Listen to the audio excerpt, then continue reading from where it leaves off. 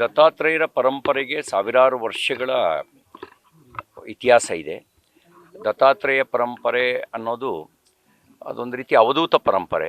ಅಂದರೆ ಇದ್ದೂ ಇಲ್ಲದಂತಿರುವ ಪ್ರಾಪಂಚಿಕ ವ್ಯವಹಾರದಲ್ಲಿದ್ದೂ ಕೂಡ ಒಂದು ರೀತಿಯಲ್ಲಿ ಮುಕ್ತರಾಗಿ ನಮ್ಮ ಆಧ್ಯಾತ್ಮಿಕ ಆದರ್ಶದ ಪಾಲನೆ ಮಾಡ್ತಕ್ಕಂಥ ಒಂದು ವ್ಯವಸ್ಥೆ ದತ್ತಾತ್ರೇಯ ಪರಂಪರೆ.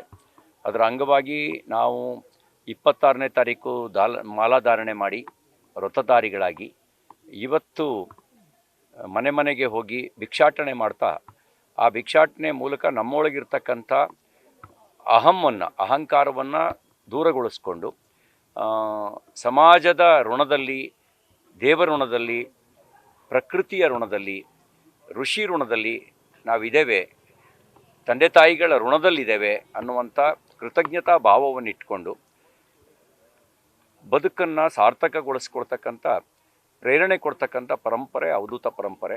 ಆ ಅವಧೂತ ಪರಂಪರೆ ದತ್ತಾತ್ರೇಯ ಪರಂಪರೆಗೆ ಪೂರಕವಾಗಿ ಇವತ್ತು ಮನೆ ಮನೆಗಳಲ್ಲಿ ಹೋಗಿ ಭಿಕ್ಷಾಟನೆಯನ್ನು ಬೇಡಿದ್ದೇವೆ. ಅವರು ಕೊಟ್ಟ ಭಿಕ್ಷೆಯನ್ನು ಕೃತಜ್ಞತೆಯಿಂದ ಸ್ವೀಕರಿಸಿ ಅದನ್ನು ಇರುಮುಡಿ ಹೊತ್ತು ನಾಳೆ ದತ್ತಪೀಠಕ್ಕೆ ಹೋಗಿ ಅಲ್ಲಿ ಸಮರ್ಪಿಸ್ತೇವೆ.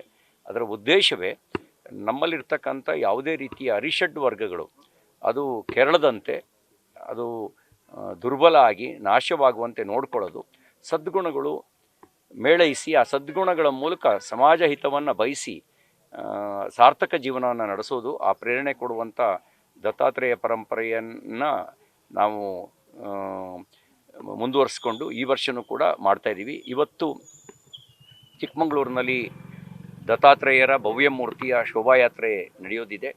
ನಾಳೆ ದತ್ತಪೀಠದಲ್ಲಿ ದತ್ತಾತ್ರೇಯ ಜಯಂತಿ ಸಂಪನ್ನಗೊಳ್ಳೋದಿದೆ.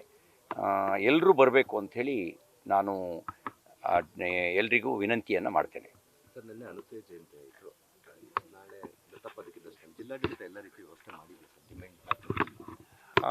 ಜಿಲ್ಲಾಡಳಿತ ಅವರಿಗಿರುವ ಇತಿಮಿತಿಯ ಒಳಗಡೆ ಮೂಲಸೌಕರ್ಯಗಳನ್ನು ಒದಗಿಸಿಕೊಟ್ಟಿದ್ದಾರೆ. ನಾವೇನು ಪೂರ್ಣ ನ್ಯಾಯದ ಬೇಡಿಕೆ ಇಟ್ಟಿದ್ದೇವೆ, ಅದಕ್ಕೆ ಅದು ಇನ್ನೂ ಆಗಿಲ್ಲ. ಈಗಲೂ ನಾವು ಮುಖ್ಯಮಂತ್ರಿಗಳಿಗೆ ವಿನಂತಿ ಮಾಡಲಿಕ್ಕೆ ಬಯಸ್ತೇನೆ.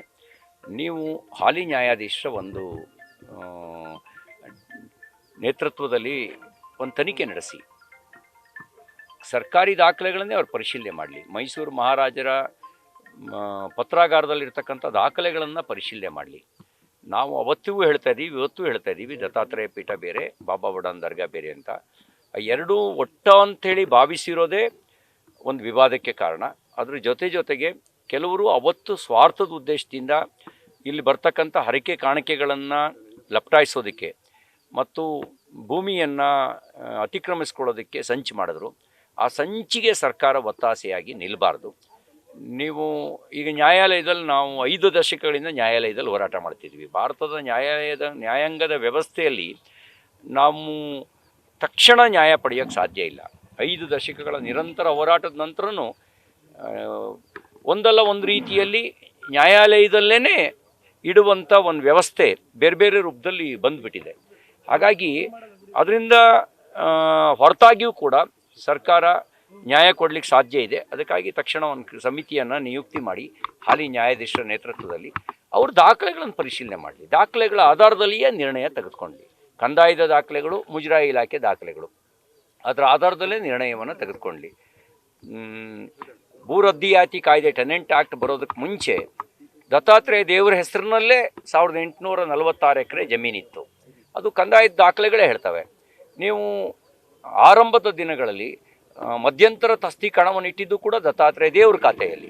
ಹಾಗಿರಬೇಕಾದ್ರೆ ಬಾಬಾ ಬುಡನ್ ಮತ್ತು ದತ್ತಾತ್ರೇಯ ಒಂದು ಅಂತ ಪರಿಭಾವಿಸೋದು ದಾಖಲೆಗಳ ಪ್ರಕಾರ ಅದು ಅನ್ಯಾಯ ಆಗುತ್ತೆ, ಅಪರಾಧ ಆಗುತ್ತೆ. ಅದನ್ನೇ ನಾವು ಮತ್ತೆ ಹೇಳ್ತಾ ಇದ್ದೀವಿ, ಮತ್ತೆ ಅದನ್ನೇ ಬೇಡಿಕೆಯನ್ನು ಮುಂದೆ ಇಡ್ತಾ ಇದ್ದೀವಿ. ಈಗಲಾದರೂ ಕೂಡ ನೀವು ನ್ಯಾಯದ ಪರಿಪಾಲಕರಾಗಿ ಅನ್ನುವಂಥ ಆಗ್ರಹವನ್ನು ಮಾಡಲಿಕ್ಕೆ ಬಯಸ್ತೇನೆ.